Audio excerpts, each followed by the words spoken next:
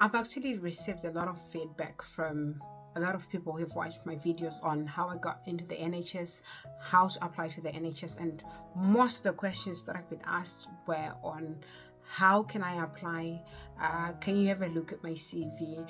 What sort of a CV do I need to come up with? So I thought today I'll come here and I'll give you a quick, brief, short, step-by-step process of how to apply to the NHS as a healthcare assistant or as any other professional or practitioner within the NHS. Guys, a big welcome to my YouTube channel. If you're watching me for the first time, I'm Florence, and on this platform we do talk about life in the diaspora, life abroad, success and opportunities, because I moved to the UK on a COS. So let's get straight into it, guys.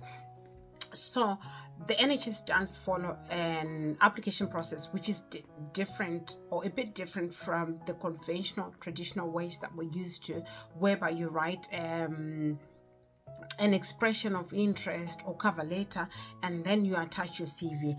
It's a bit different when you're applying to the NHS. So how do you apply to the NHS? So with the NHS, the first thing that you need to do is, maybe depending on how you want to approach it, you could start with searching for a job on websites such as NHS jobs or TRAC jobs, or even go on Indeed and then you search for jobs within the NHS Trust. The jobs will come up. So what do you do after doing that? You can actually filter these jobs based on the role that you're looking for. Maybe you're looking for healthcare assistant or support worker jobs. You can just filter in through there.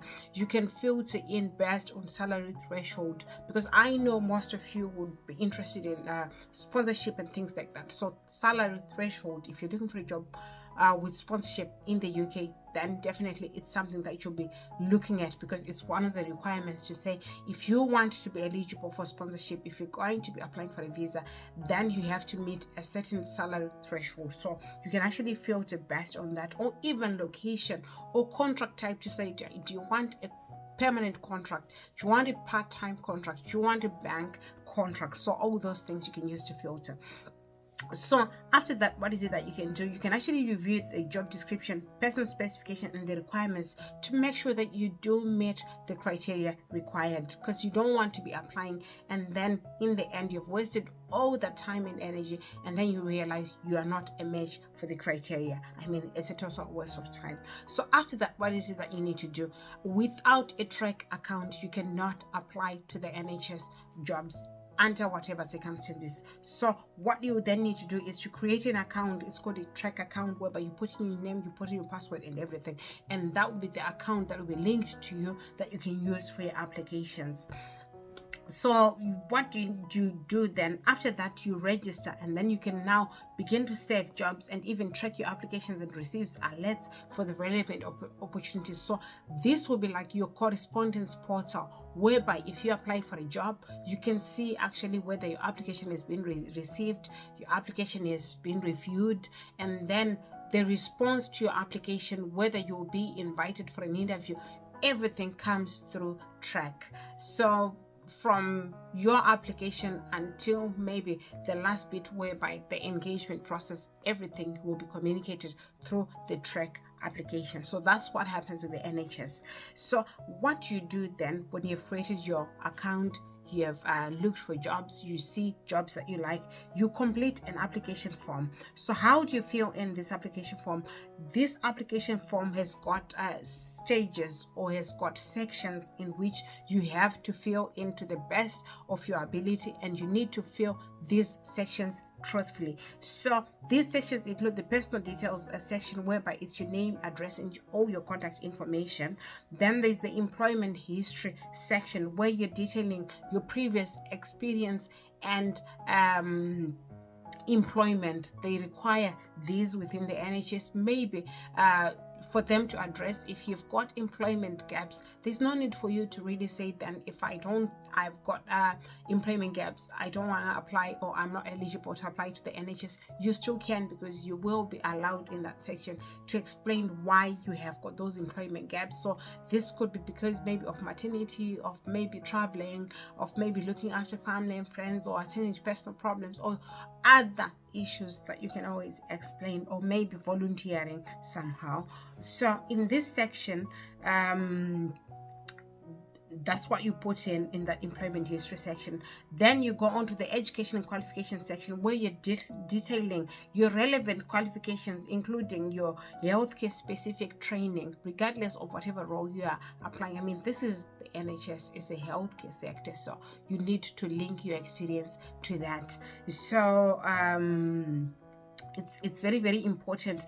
And one of the things that I do encourage people to do is always mention qualifications that are relevant to the job that you're applying. I know we've got various different qualifications that we do have and we'll be proud to mention, but I always say to people, stick to relevance. It goes a long way. Then there will be the supporting information section. This section is where you are then showcasing your skills, your experience and qualifications, and how they match the job requirements. So you have to tailor make your answers to suit the job that you're applying for. And this is the section that most people do struggle with. No wonder why. I've done a video before, but I think I'll need to do another one where we are going through in detail how I approach it and how I like to tailor make my supporting statement for this role. So the next section as well will involve the references section. I always say to people, even without you applying at that point in time, if you're ever going to think of moving jobs, I mean, everybody at some point will need to move on, will need to apply for jobs, or even within the organization, always have at least 4 to 5 references, just in case one of your references can start acting up. You always have a backup plan. And also, one of the things that I do emphasize to people and encourage people to do is always be in good books, be it with previous employers or with the people that you work with or you've worked with before. This goes a long way, because I mean, it's a situation like this where you want for them to vouch for you, you want them to be your references, and then if you haven't been relating well, if you haven't been in good books, then that can be a bit tricky for you. Also, there is the section where you are declaring your criminal record checks and your right to work in the UK. This is very, very key. This is where if you've got any convictions whatsoever, you need to declare them. Some convictions, some spent sentences may come across as not hindrances to you being employed with the NHS. So you need to do this trustfully, because whichever way, there's no way they will engage you without having to do your DBS. And so you could waste your time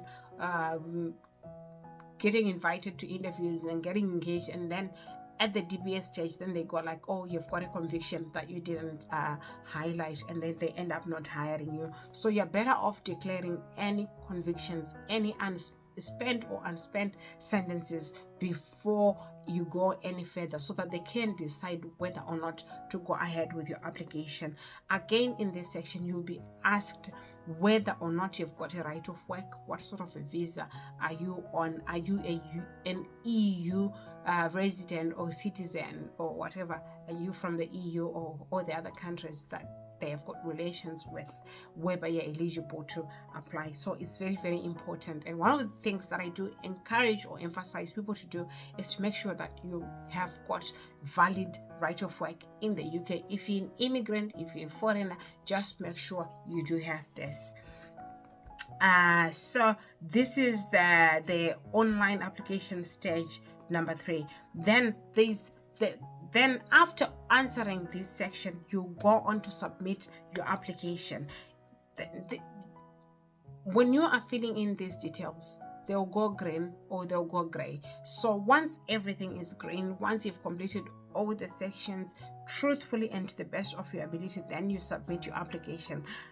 You just have to make sure you've answered everything correctly, because some jobs, they will close once they've received enough applications. So one of the things that I encourage people to do is, as soon as you see a vacancy, then straight away apply. Don't waste any time dilly-dallying and saying I'll do this tomorrow, because they could say closing date is in 2 weeks, but then as soon as they receive sufficient correspondences, sufficient applications, they may close applications early.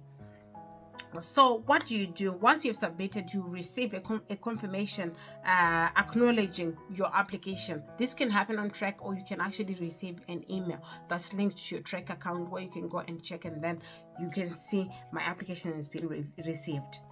Then there comes the application review and shortlisting. So after a while, maybe a week or two, depending on the organization and depending again on the volumes that they received, they will review and shortlist candidates. So the NHS recruitment team will review your application and match it against the person's specifications. So which is why it's so important for you to do a good job with your personal statement. After this stage, if you're successful on this stage, you'll be invited to an interview. What happened with me, what happened in my case was that I was invited to an interview, so I had to pick a slot that is convenient for me. So it's very, very important that when you do these things, consistently check on your TRAC account, consistently check on your emails just to see if you've been invited, so that you pick slots earlier, slots that are quite convenient for you, because you could be the person who's got like other things going on like childcare or work. So you want to pick the earliest, or you want to be having a lot of options on your hands. So it's important, once you're applying, you have to be like just constantly, maybe daily, be checking your emails and your TRAC account. So one of the things as well that I encourage people to do is, you just never know, depending on your trust and also on your location, you the applicant, you could have this interview in person or over the phone or on Zoom or Teams. So this can vary from trust to trust, but I did mine in person and it was a panel, so it could differ from trust to trust. I wouldn't want to speak on behalf of everybody, I mean, so then one of the things that I also want to encourage people is prepare for these interviews by researching your role, also focusing your energy on trust, values, reviewing common interview questions also from the healthcare sector. So depending on your role, and again, I always mention this, if you going for the healthcare assistant or support worker role, focus your energy on the 6 C's of care, focus your answers on those things or around those things. Trust me, that goes a long way. So what happens then after interview? If you are successful, then they'll do some pre-employment checks. This is whereby they do your DBS checks. So if successful, you undergo the various pre-employment checks, which may include checking your references. This is very, very key. I've seen people whereby they've passed their interview, but then they struggle with their references. So they will go ahead and verify your previous employment. They'll go ahead also and check your DBS criminal record. We've spoken about these convictions and everything. The disclosure and barring service check is, you cannot skip that one, so that one will happen. Then there's the health checks, ensuring that you're fit for the role, and ensuring again, if you're from overseas, I was from overseas, so there were certain vaccinations that had to be done that I had not got from Zimbabwe. So you need to, that health checks are done so that they make sure you're fit for the role. Also, last but not least, one of the things that they do check is your right to work, whereby you give them a share code and then they check if you are in the country legally, if you're allowed as well to work, depending on your visa type. Then after this, if you're successful at this stage, you'll be sent a job offer and an onboarding pack, whereby they're telling you what to do, how to do, where to go, who to contact, where to report to. So once all these checks, then you receive that pack and then you have to sign your offer, definitely. And then, like in my case, then that's when I was contacted by my managers to say, okay, we need you to come for induction, we need you to come for this and that. So this is only after all these checks have been successful. Obviously, last but not least, within the NHS, they will never allow you to work when they have not trained you. There's mandatory training for also, depending on trust to trust, this can differ. I wouldn't want to say it's a one size fits all, but you need to undergo your mandatory training and also your induction and also your shadowing process. So definitely this is part and parcel of your onboarding experience. So you'll also be introduced to the NHS policies, the systems, and the healthcare environment overall, which you'll be working under. So guys, this is quite simple. Go ahead, if you're interested, go ahead and apply, and I'll see you in our next video. If you haven't subscribed, please do so. Thank you. Bye.